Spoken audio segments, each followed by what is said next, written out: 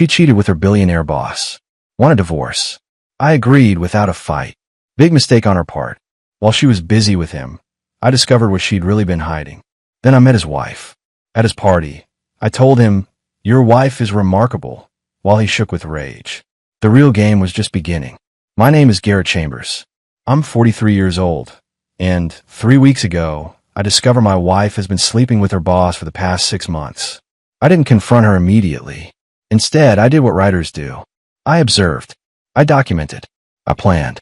The restaurant she chose was one of those places where the lighting costs more than the food. Soft amber glows, white tablecloths, candles and glass hurricanes. Tessa always picked places like this when she had something important to say. Usually something she knew I wouldn't like.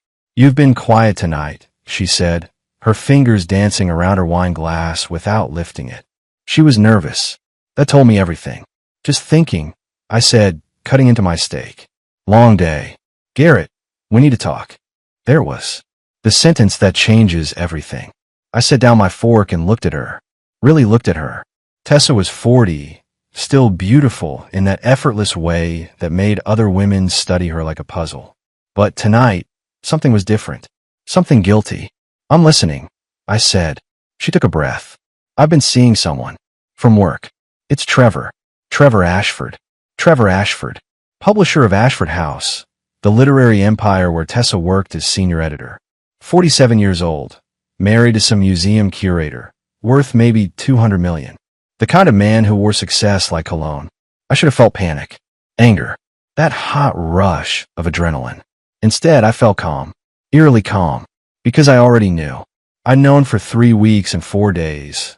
Ever since I came home early and found her laptop open on the kitchen counter. Messages from T glowing on the screen. "How long?" I asked. "Does it matter?" "Yes." She flinched. 6 months. 6 months of lies. 6 months of kissing me goodbye while thinking of him. 6 months of our kids, Dylan and Sophie, having dinner with a mother who was living a double life. "Are you in love with him?" I asked. Her face did something complicated. "I don't know what I feel anymore. When I'm with him, I feel alive. Like I matter. And with me. With you, I feel like your research assistant. Like the person who pays the bills while you chase your dreams." She paused. "I want a divorce, Garrett." There it was. Nuclear option, delivered between the entree and dessert. "Okay," I said. Her eyes widened. "Okay, that's it. What do you want me to do, Tessa? Beg? You've clearly made up your mind." I signaled for the check. $347 for the meal that ended my marriage. We drove home in silence. When we pulled in the driveway, she turned to me. "I'll stay at my sister's tonight. Probably for the best." After she left, I sat in my study and pulled out my phone. I opened the private folder where I'd been collecting evidence for 3 weeks. Screenshots of messages. Credit card statements showing hotel charges. Calendar entries that didn't match her supposed work schedule. I'd been preparing for war. I just hadn't known what kind. The law offices of Patterson and Associates occupied the 15th floor of a building in downtown Manhattan. My lawyer, David Patterson, had handled my contracts for years. When I called him the morning after Tessa's confession, he cleared his schedule immediately. "Garrett," he said, sliding a folder across his mahogany desk. "I've drawn up a preliminary assessment. Given that New York is an equitable distribution state, and there's no prenup, this could get complicated." I opened the folder. Numbers swam across the page. Our house in Westchester. Savings accounts. My royalties from 3 published novels. Tessa's stock options from Ashford House. 17 years of marriage reduced to spreadsheets. "How vindictive do you want to be?" David asked, steepling his fingers. "I want what's fair," I said, "but I also want to understand who I'm dealing with. Trevor Ashford. What do you know about him?" David pulled up something on his computer. Publisher, philanthropist, married to Catherine Ashford for 21 years. She's the former chief curator at the Museum of Modern Art. Gave up her career when his company went public. He paused. "Word is, Ashford's had affairs before. Multiple. He's careful, but not careful enough. Does his wife know?" "Hard to say. She maintains a very controlled public image. But there are rumors." I leaned back in my chair, thinking, what if I told you I wanted to meet her? David raised an eyebrow. "Catherine Ashford. Just a conversation. 2 people whose spouses are involved. Nothing inappropriate." "Garrett, that's playing with fire." "Maybe. Or maybe it's leveling the playing field. After the meeting, I went home to find Dylan, my 15-year-old son, sitting at the kitchen counter with his laptop. He looked up when I walked in, his expression guarded. "Mom called," he said. His voice was flat. "She wants to have dinner with us this weekend." Talk about the transition. I pour myself coffee. "What did you tell her?" "That I'd think about it." He paused. "Dad, I know what's going on. I'm not stupid." I sat down across from him. "How much do you know?" "Enough. I've heard you and Mom arguing late at night. I've seen the way she acts when her phone rings. And yesterday, I found something on her iPad."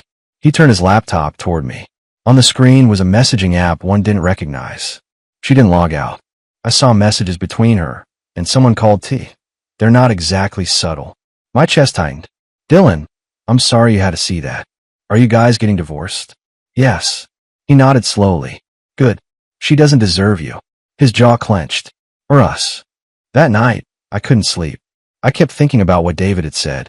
Catherine Ashford, former curator, gave up her career for her husband's success, living in the shadow of a man who collected affairs like other people collected art. I pulled out my phone and opened Instagram. It took me 3 searches to find her account.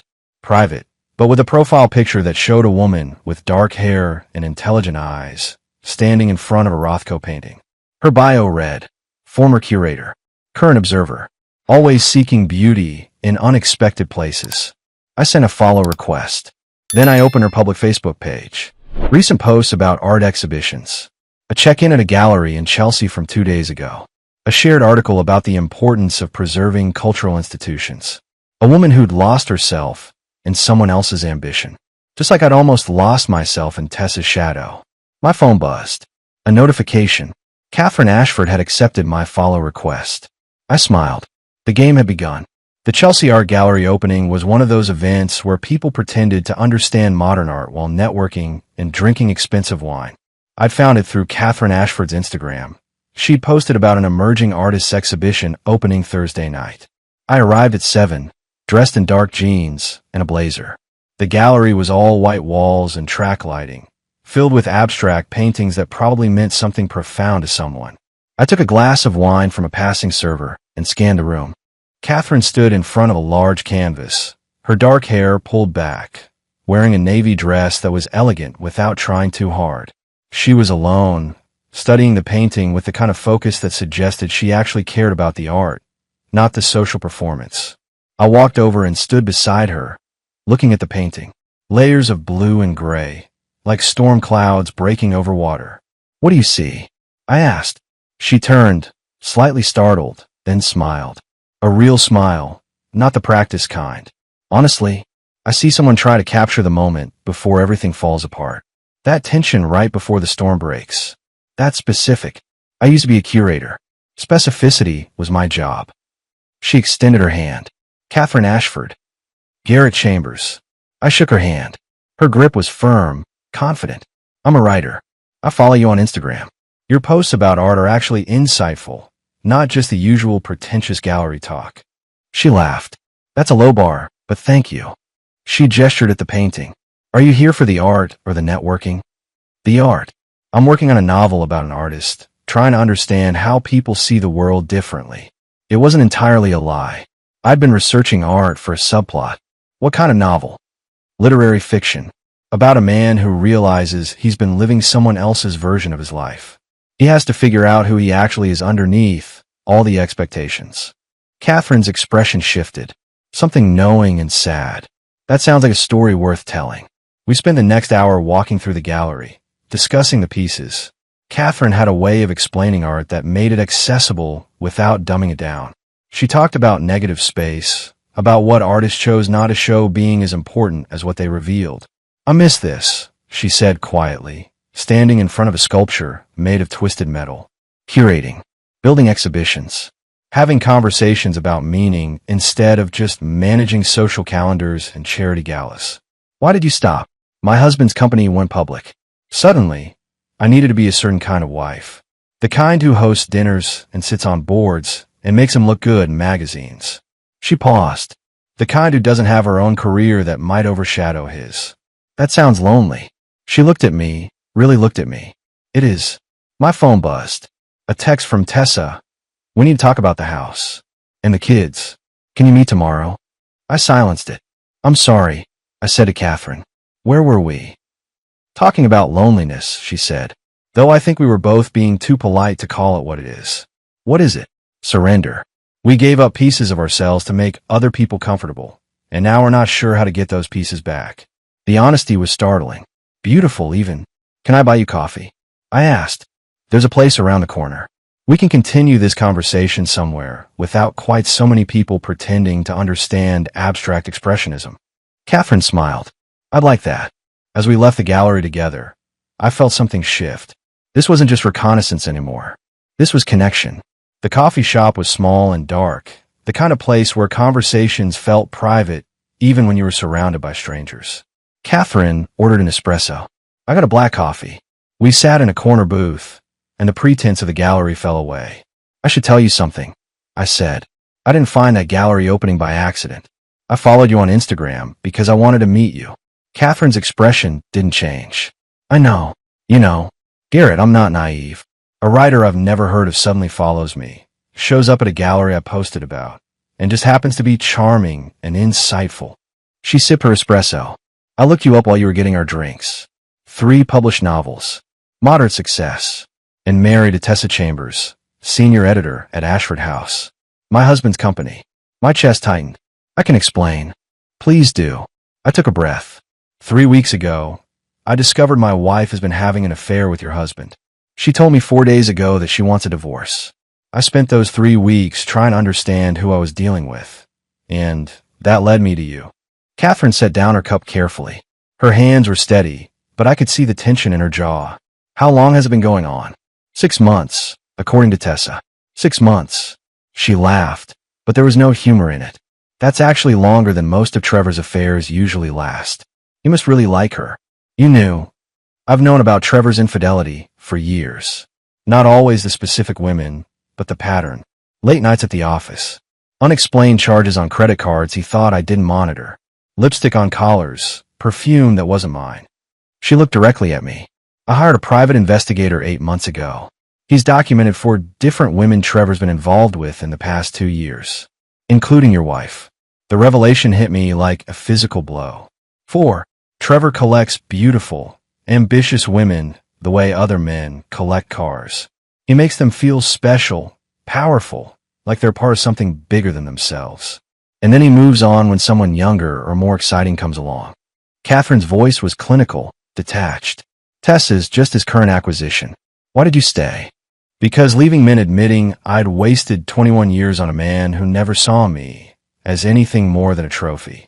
Because I have a daughter who's 15, and I wanted to protect her from the truth about her father. Because I convinced myself that financial security was worth the loneliness. She paused, but mostly because I was afraid. Afraid I'd given up so much of myself for him that there wouldn't be anything left if I walked away. I reached across the table and took her hand. She didn't pull away. Catherine, I came here tonight thinking I was going to use you. Get information about Trevor. Maybe make him uncomfortable by befriending his wife. Strategic revenge for what he and Tessa did to my family. And now I'm realizing you're not a strategy. You're a person who deserves better than what you've been given. She squeezed my hand. So are you, Garrett.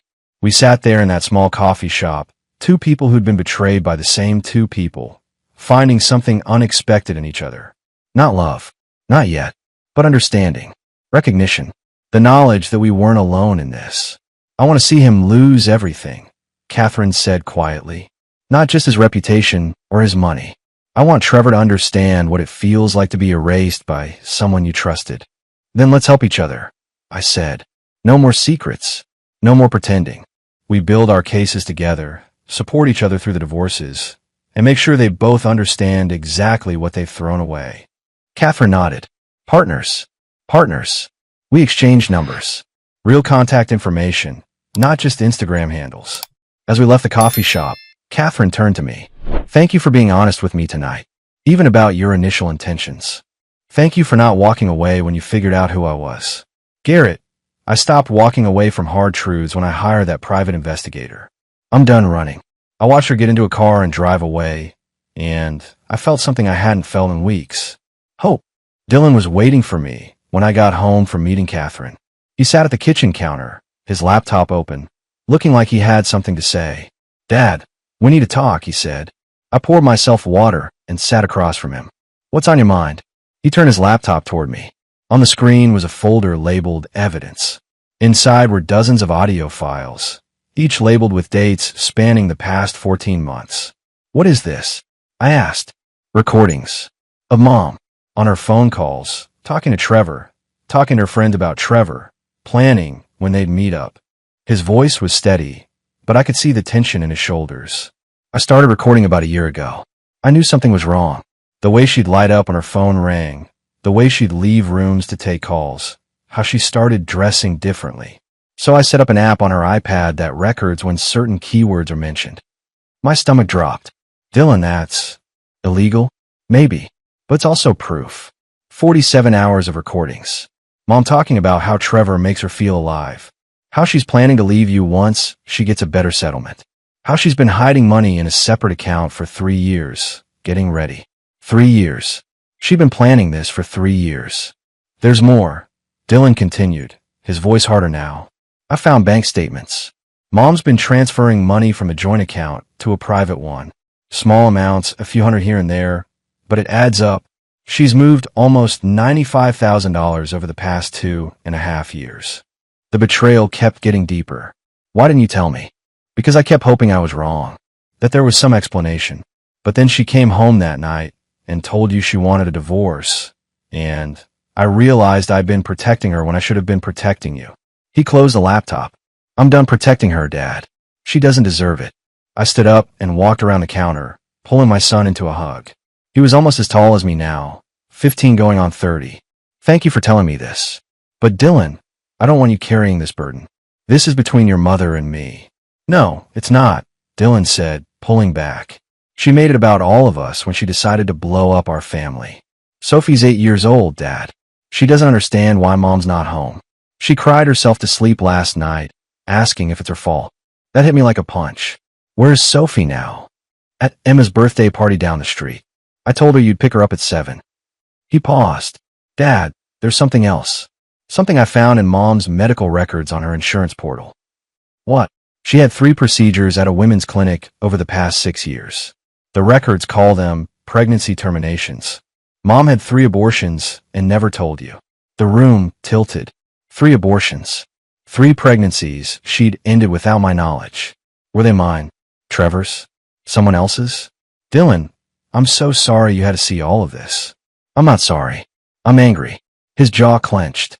"She lied to us for years, Dad. She stole from us. She ended pregnancies without telling you. She doesn't get to play victim now." My phone buzzed. A text from Tessa. "Can we talk about custody arrangements? I want the kids on weekends." I showed Dylan the message. "What do you think?" "I think she can go to hell," he said flatly. "I'm not spending weekends watching her play house with Trevor. Neither is Sophie. You know I can't keep you from her. The court will mandate visitation. I'm 15. Courts listen to teenagers about custody preferences. And Sophie won't go anywhere without me." He looked at me directly. "We're staying with you, Dad. Both of us. Mom made her choice. We're making ours." Later that evening, I called Catherine. She answered on the second ring. "Garrett." Her voice was warm. "I need to tell you something. My son has been recording Tessa's phone conversations for over a year. He has 47 hours of evidence, including discussions about her affair with Trevor, plans to maximize her divorce settlement, and proof that she's been hiding money." Silence. Then, "That's significant evidence. There's more. Medical records show she had 3 abortions during our marriage without my knowledge." Catherine's breath caught. "Garrett, I'm so sorry. The question is, what do we do with all this information? I don't want to weaponize my son's pain, but I also can't let Tessa and Trevor walk away from this without consequences. My private investigator has evidence of Trevor's affairs going back 5 years. Financial records showing he's been using company funds to pay for hotels, gifts, travel for his mistresses. That's embezzlement." Catherine paused. "If we coordinate our evidence, if we build cases together, we can make sure they both face real consequences. Not just in divorce court, potentially criminal charges for Trevor. You're talking about destroying his company. I'm talking about justice. Trevor's board of directors includes my father and 2 of his business partners. If they knew he was embezzling company funds for personal affairs, they'd remove him immediately. The shareholders would demand it. I thought about Dylan, about Sophie crying herself to sleep, about 3 years of systematic deception, about pregnancies ended in secret. Let's do it, I said. Let's show them both what consequences actually look like. Partners, Catherine said. Partners. The mediation session was scheduled for Tuesday morning. I sat across from Tessa and her lawyer, Patricia Winters, in a conference room that smelled like expensive furniture polish and broken dreams. Thank you for coming. The mediator, Susan Reynolds, began. Today we'll discuss initial custody arrangements and temporary financial support. Patricia opened a folder. My client is requesting primary physical custody of both children, with Mr. Chambers receiving standard visitation. Additionally, she's requesting temporary spousal support of $8,000 monthly and continued residence in the marital home. I didn't react. David Patterson, my attorney, had prepared me for this. Mr. Chambers? Susan asked. I'm requesting primary physical custody, I said, looking directly at Tessa. Both children have expressed their preference to live with me. Dylan is 15, old enough for his opinion to carry significant weight. Sophie is 8 and doesn't want to be separated from her brother. Tessa's face flushed. That's not fair, Garrett. You've been turning them against me. I haven't said a word against you to our children. But they're not blind. Tessa, they see what's happening. This is ridiculous, Patricia interjected. Mrs. Chambers has been the primary caregiver throughout the marriage. She's entitled to custody. Was she the primary caregiver? David asked mildly. Or was Mr. Chambers, who worked from home while Mrs. Chambers worked 60-hour weeks at the office? He slid a document across the table. School records showing Mr. Chambers attended 93% of parent-teacher conferences. Medical records showing he took the children to 87% of doctor appointments. Mrs. Chambers was building her career. Mr. Chambers was raising their children. Tessa's lawyer scanned the documents, her expression tightening. Furthermore, David continued, we have evidence that Mrs. Chambers has been systematically transferring marital funds to a private account without Mr. Chambers' knowledge.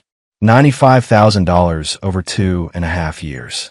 We're prepared to file a motion for return of those funds plus penalties. The color drained from Tessa's face. How did you?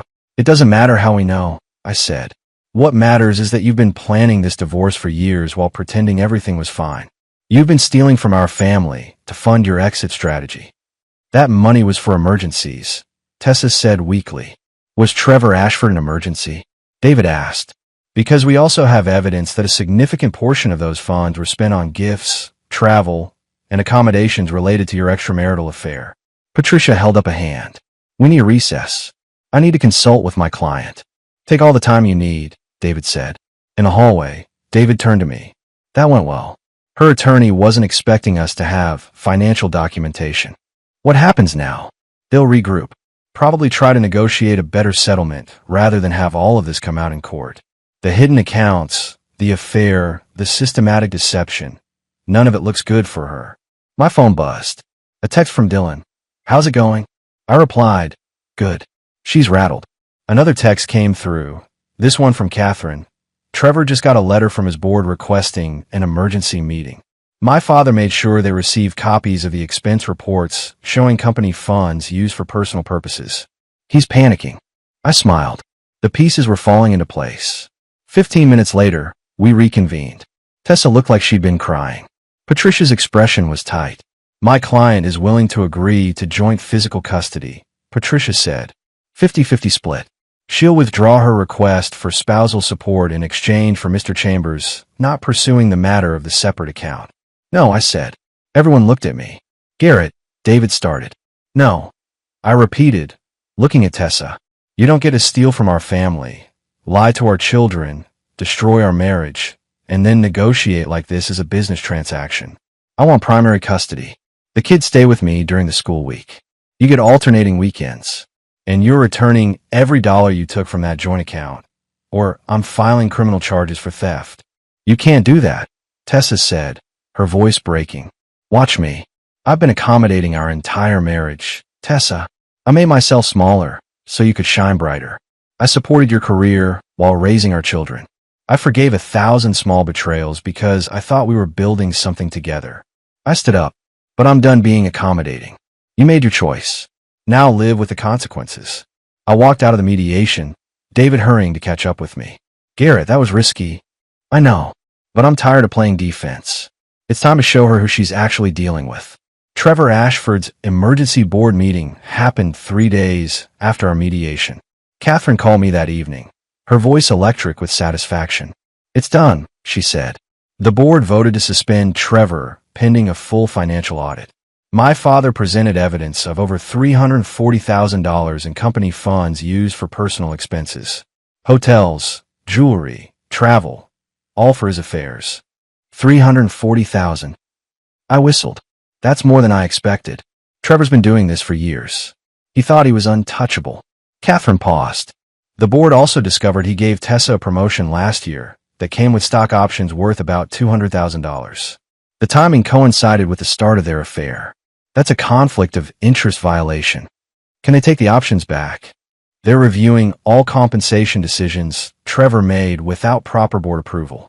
Tessa's promotion is at the top of the list. Catherine's voice softened. How are you doing? I know this is a lot. I'm managing. Dylan and Sophie are my priority right now. Dylan's angry, which I understand. Sophie just wants things to go back to normal, which breaks my heart because I can't give her that. I'd like to meet them, if you're comfortable with that. The suggestion surprised me. You want to meet my kids? I want to know the people who matter to you, but only if you think they're ready. I thought about it. Dylan knew about Catherine, knew I'd been meeting with Trevor's wife to coordinate our divorces. Sophie didn't know the details yet, just that mommy and daddy were separating. Let me talk to Dylan first, I said. See how he feels about it. That night, I found Dylan in his room, headphones on, working on homework. He pulled them off when I knocked. What's up, Dad? Catherine Ashford wants to meet you and Sophie. I wanted to see how you felt about that. Dylan set down his pencil. Trevor's wife? The one helping you with the divorce. Yes. We've been coordinating our evidence, supporting each other through the process. She's become a friend.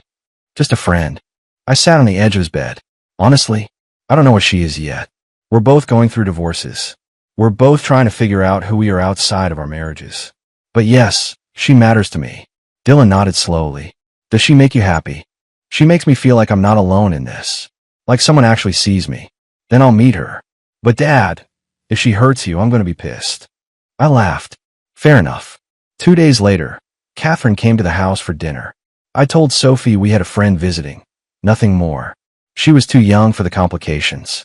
Catherine arrived at 6, carrying a bag from a local bakery. I brought dessert, she said. I didn't know what kids liked, so I got an assortment. Dylan came down the stairs, sizing Catherine up with the intensity of a teenager protecting his father. She met his gaze directly. Dylan, she said, extending her hand. I've heard a lot about you. Your dad says you're the smart one. He talks about me. Dylan asked, shaking her hand. Constantly. About how you've been holding the family together. How you're mature beyond your years. How proud he is of you. Catherine smiled. Those are hard shoes to fill, but it sounds like you're managing. Dylan's defensive posture softened slightly. Thanks. Sophie bounded into the room, all energy and curiosity. Hi, I'm Sophie. Are you Dad's friend? I am, Catherine said, crouching down to Sophie's level. My name is Catherine.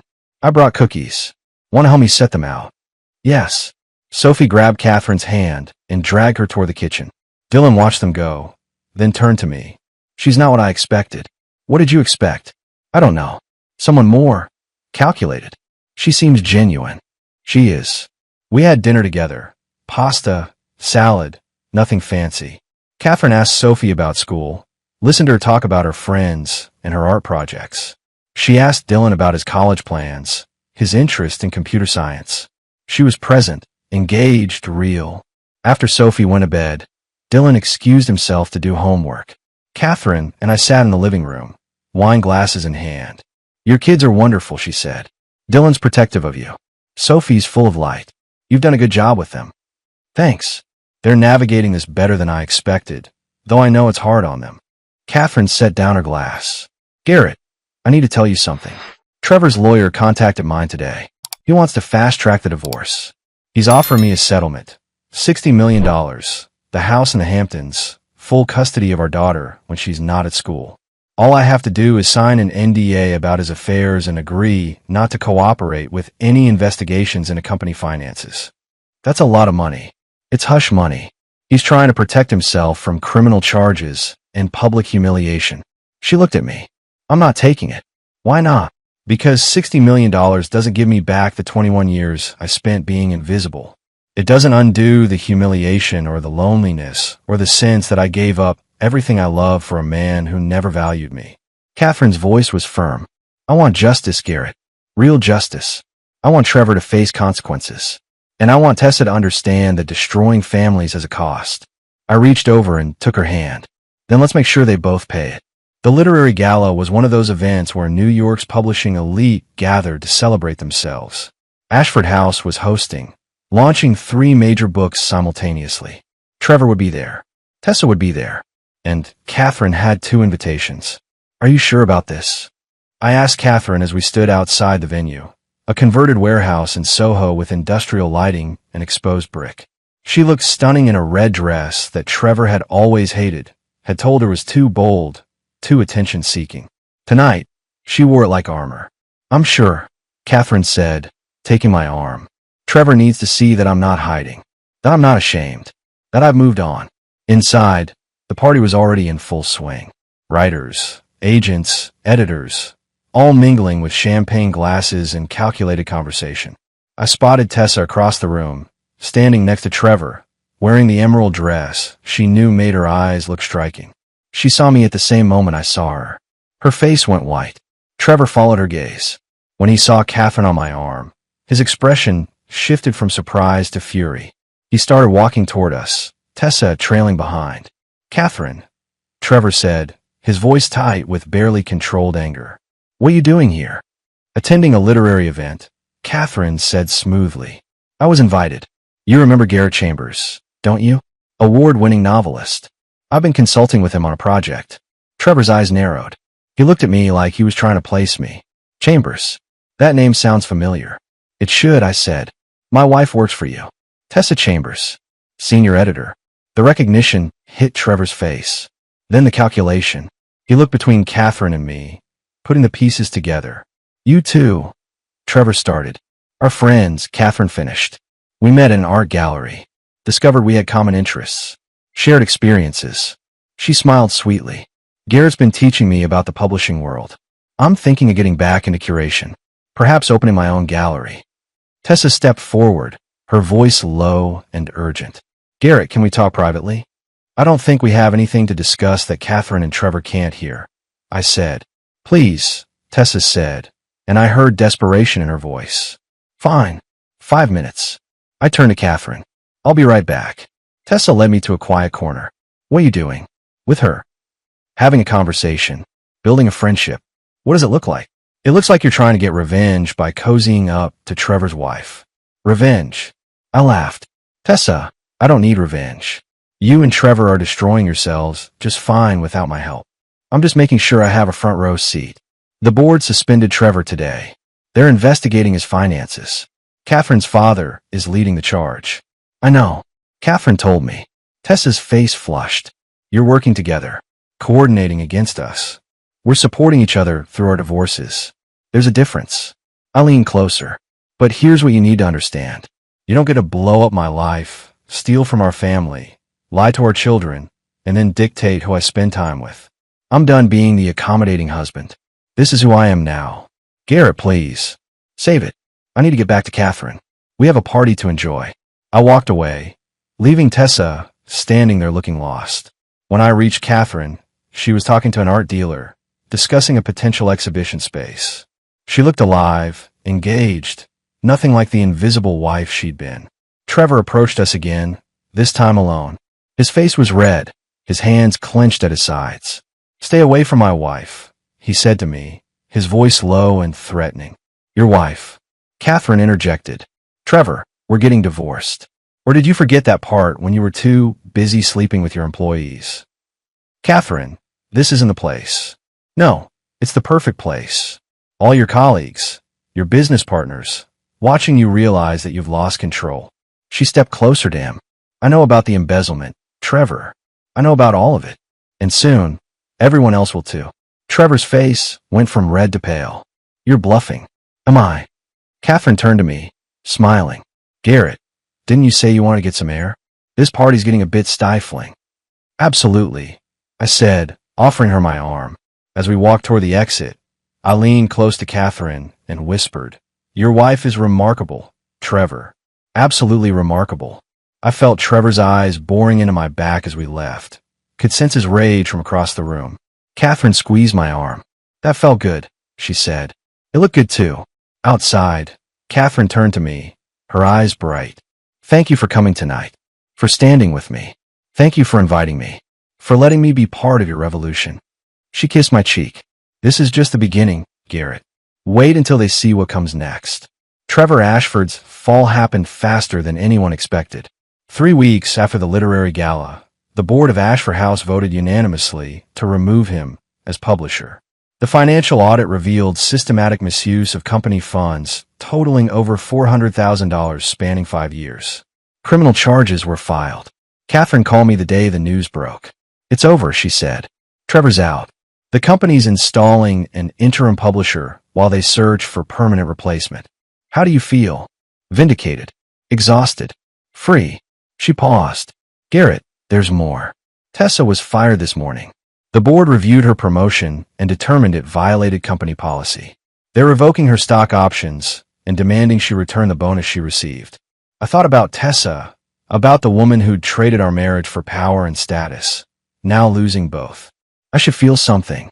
Satisfaction, maybe, but I just feel empty. That's because you're a good person. You don't take pleasure in others' pain, even when they deserve it. The divorce was finalized 2 weeks later.